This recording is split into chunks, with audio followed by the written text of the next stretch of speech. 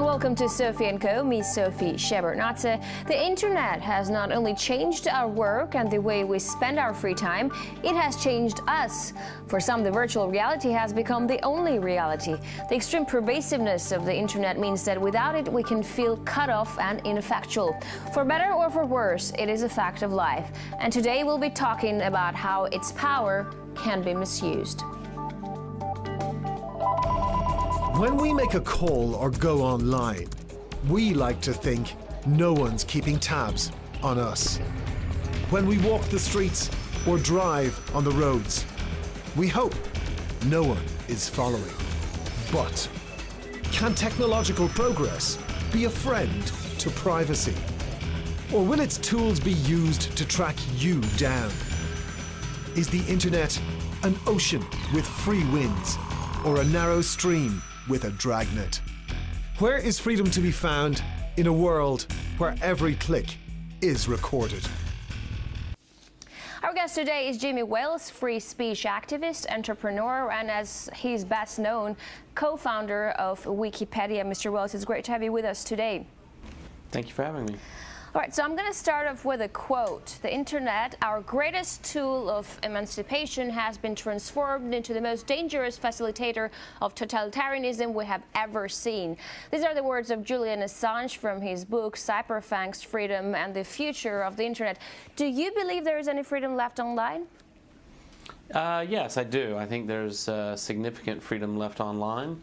And I don't agree with Julian Assange's quote. I think that although obviously we should be quite concerned about a lot of the recent revelations about spying and so forth, the internet remains the most powerful tool for the spread of freedom in the world today. All right, but in your estimation, how much of internet is being controlled right now? Virtually none of it.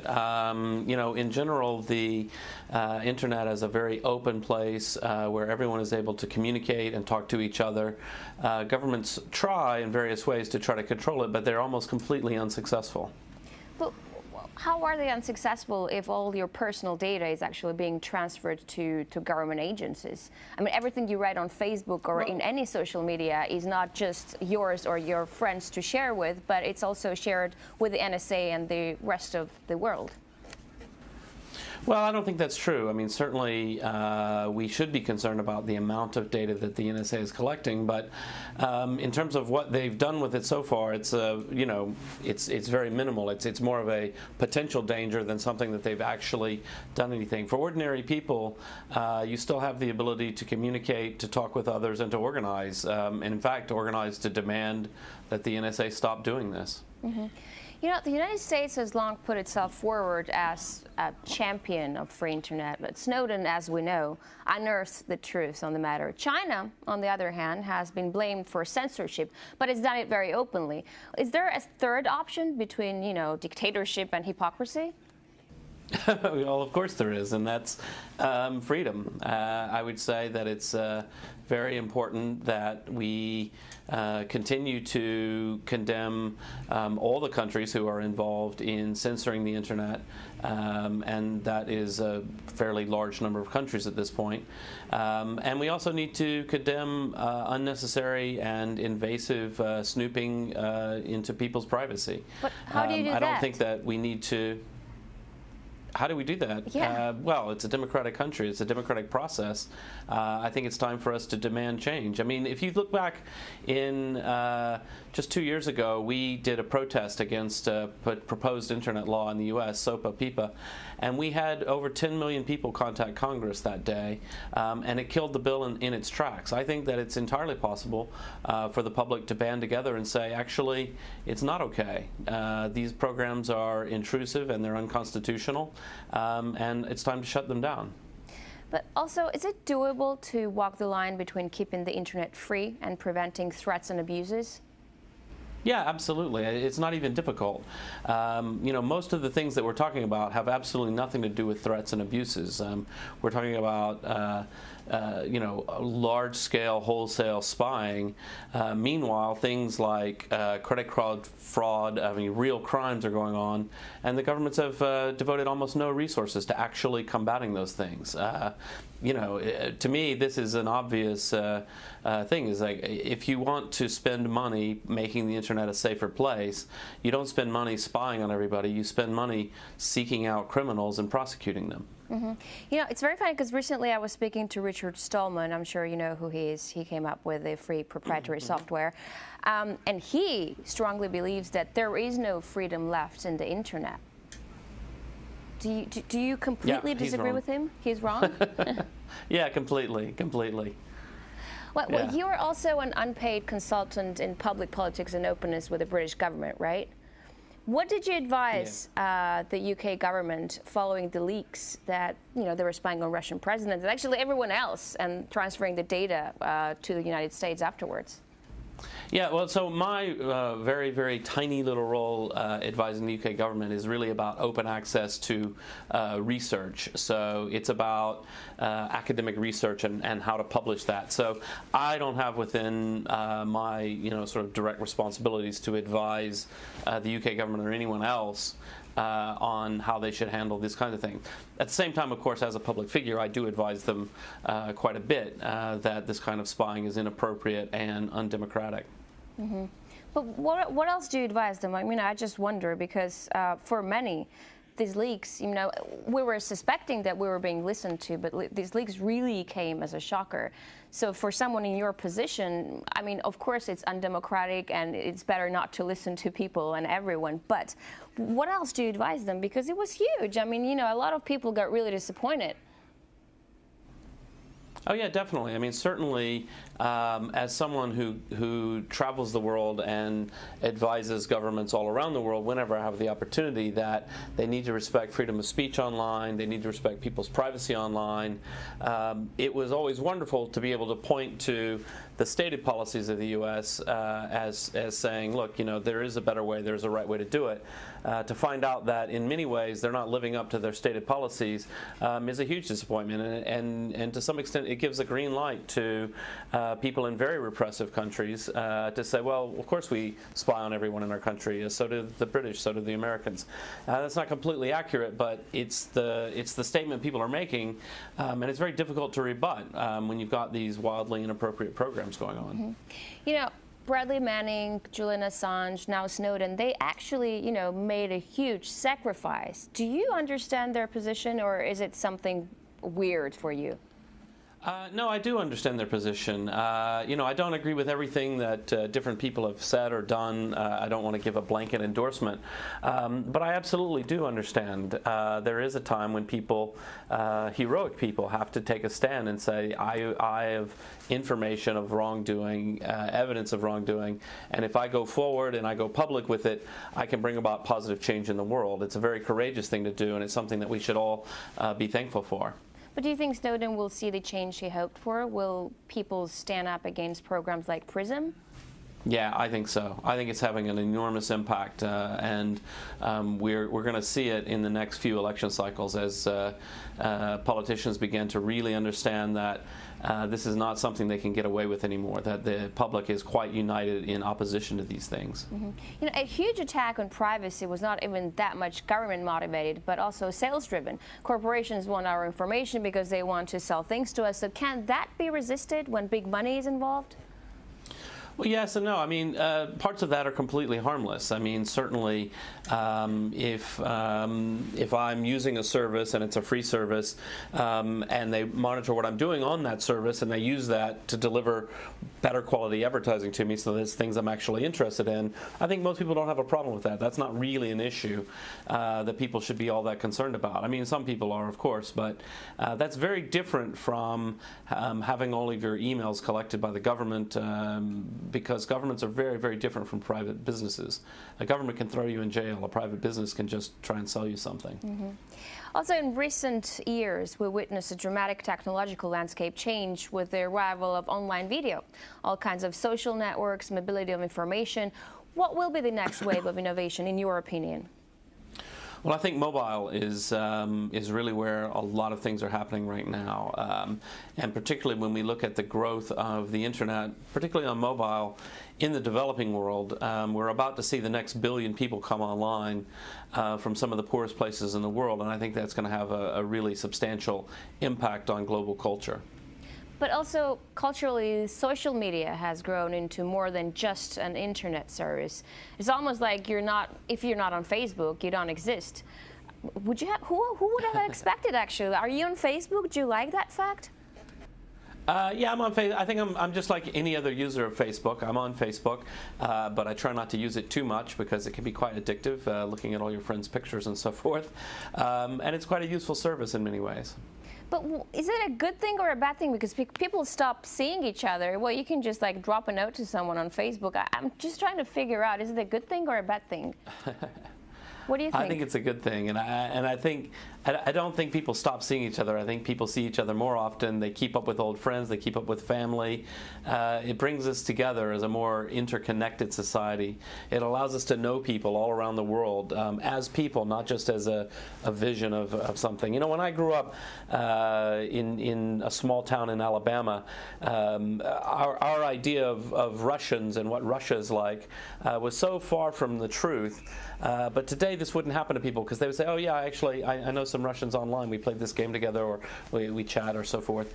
I mean, it's allowing the globe to come together and view each other as human beings in a new way. I think it's really, there's almost you know, no downsides to that. It's good to see someone who's optimistic about it, actually. What's your new project? Is it still Wikipedia, or do you have something else coming up? Well, I've got Wikipedia, of course, is now the #5 website in the world. Wikia, my for-profit company, is now the #30 website. So those two things keep me very, very busy. So that's what I'm working on right now. All right, thank you very much. After a break, nothing is secret if posted online, and everybody loves Wikipedia, but how much do we trust it? Stay tuned.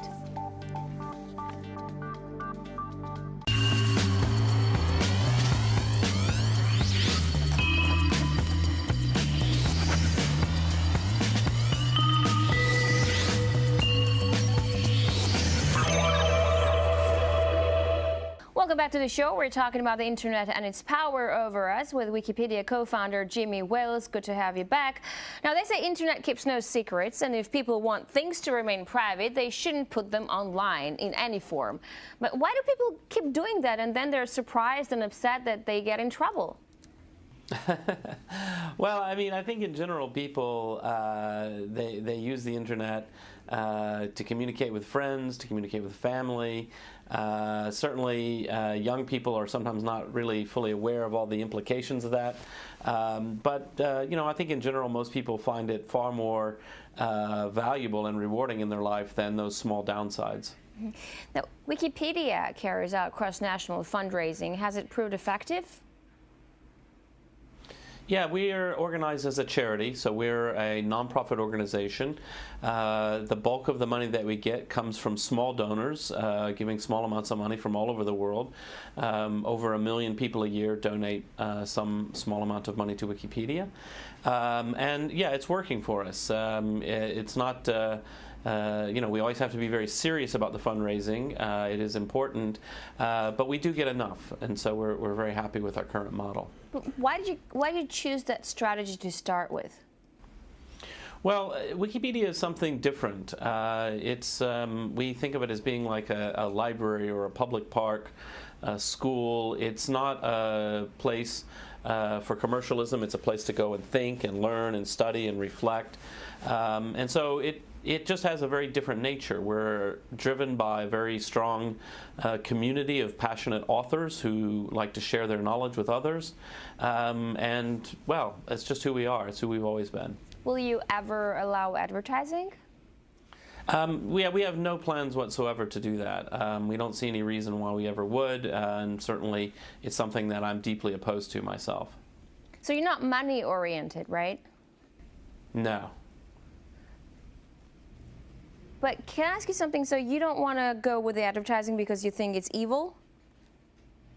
No, I don't think advertising is evil generally. My for-profit company, Wikia, is advertising-supported wikis, and I think that advertising is a great way to cover the costs of different kinds of services and so forth. And it's also just a great way to, you get online and you go and buy things, and normally you can get quite a good deal. All of that's perfectly fine and normal and wonderful. What I always say is, if you imagine, if you go to a library and you're trying to study or learn something, and somebody's blasting commercials in your ears, it's just not the right time or place for it.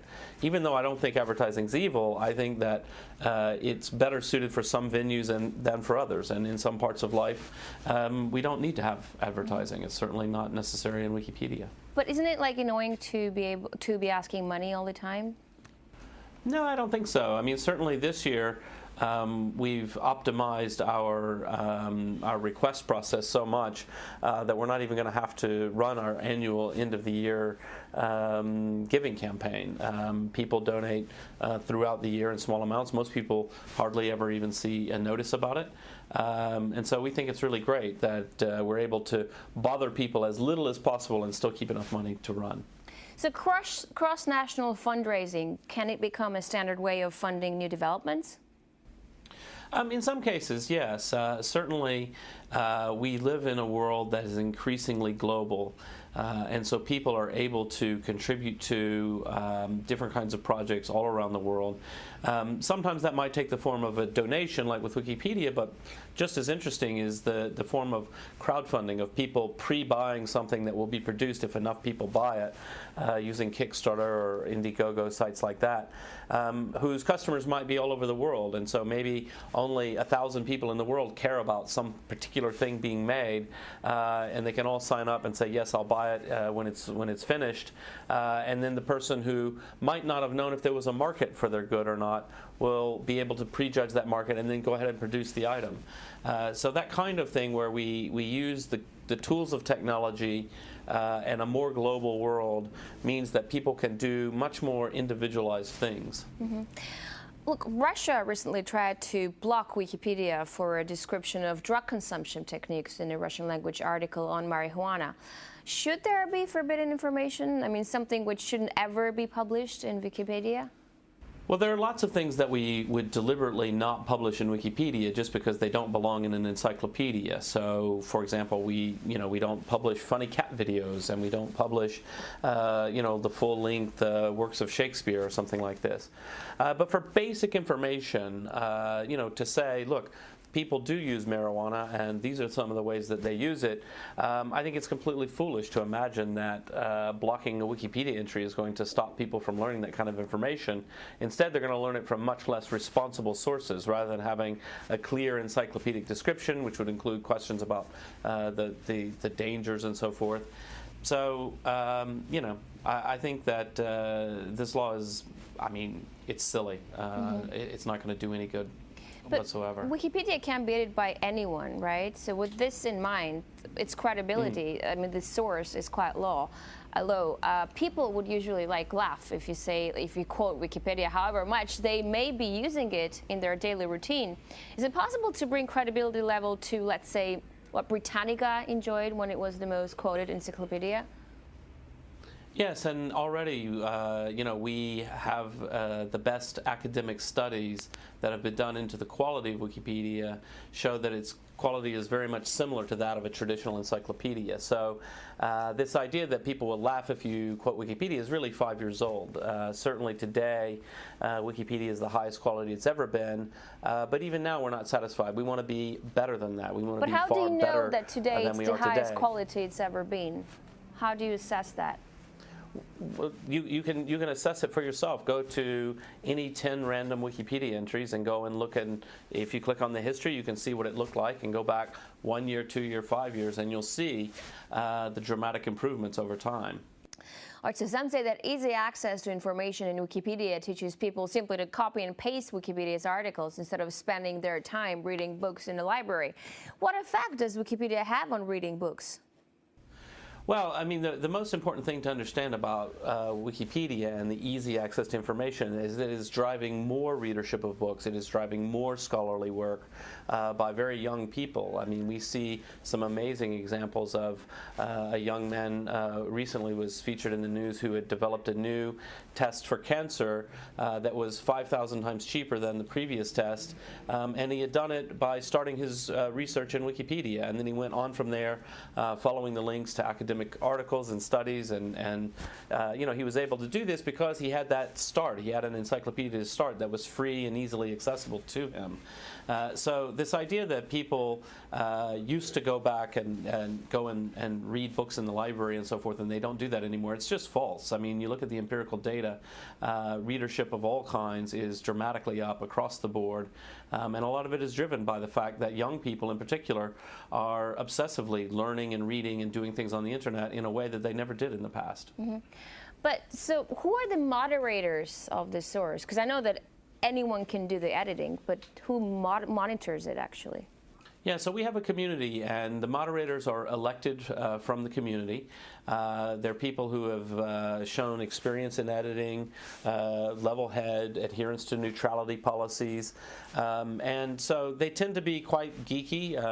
They're mostly tech geeks, people who are very obsessive about knowledge and information. You can imagine what kind of person thinks of writing an encyclopedia as their main hobby. They tend to be very passionate about knowledge and information, and that's who they are, really. It's really quite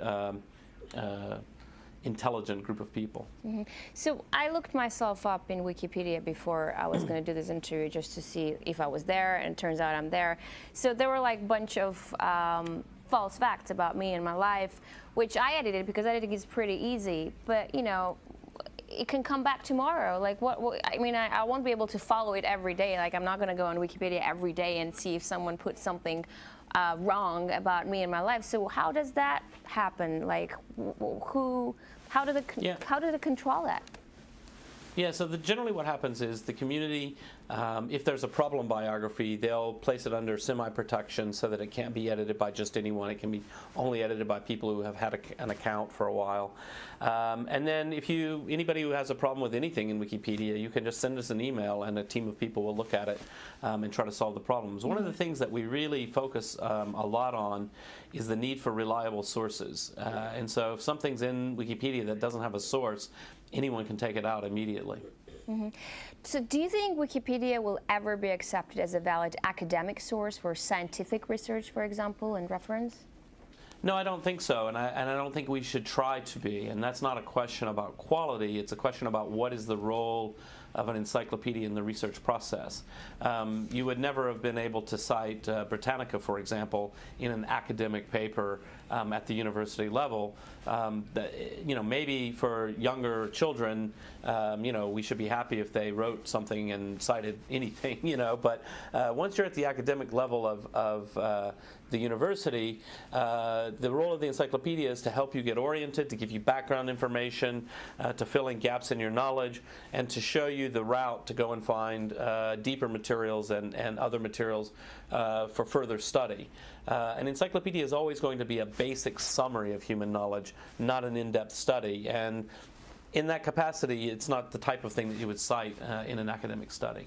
Look, different nations have different views on history, and it's not rare that the same historic event is described differently in Wikipedia if you flip through different languages, because I speak many languages. Is it possible to find a neutral version? Is there such a purpose at all? Yeah, it's something that we're very passionate about, and of course human beings are human beings, and people do come with the knowledge that they have or what they've been taught. One of the great things that happens in Wikipedia, though, is that people meet other people, they discuss things with a wide variety of people, and they really do seek out that kind of neutral presentation. Neutral presentation doesn't mean that we always tell you the ultimate truth. We tell you that there are diverging views on this particular event, and this group of historians say this, and this group of historians say that, and they put forward this evidence and that evidence for each view, so that at the end of it, when you finish reading something like that, what you should come away with is a broad understanding of the controversy itself, of what is in dispute and how that works. Of course, it's not a perfect process. It could never be. Human beings are human beings at the end of the day. So, but we do try. We try very hard to make sure that we present things in a neutral and fair manner to the maximum degree possible. All right, we have to leave it at that. Thank you very much. That was Jimmy Wales, free speech activist and Wikipedia co-founder, here with us. Thanks for watching. We'll see you in the next edition of Sophie&Co.